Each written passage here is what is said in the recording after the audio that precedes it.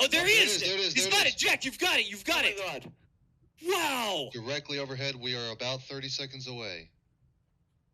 Folks, if anybody was going to find that thing in the sky, it was Jack. 20 seconds before release, Jack finds it, approximately. Look at this. You can see SpaceShipTwo. There it is. Release.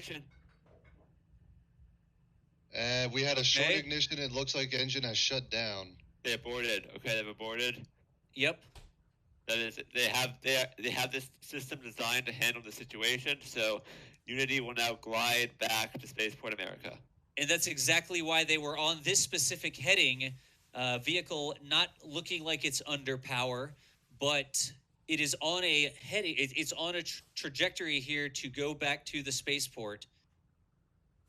So all it has to do is glide on home. This is why they use a hybrid propellant, not a full solid rocket motor, because a hybrid system can be aborted, but a solid rocket motor cannot, and that's a great track, Jack. Now, pretty soon Jack's going to fall over backwards here, it looks like. So we may lose it for a second. Okay, the carrier aircraft has broken away, climbed up to about 46,000 feet.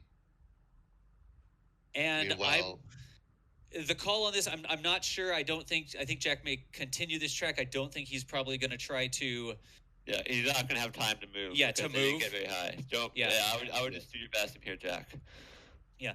Again, y'all, I'm going to point out, Thomas, I know I cut in on you, but I'm going to point out there are humans aboard the spacecraft right now. Jack's hitting the top of the tripod here.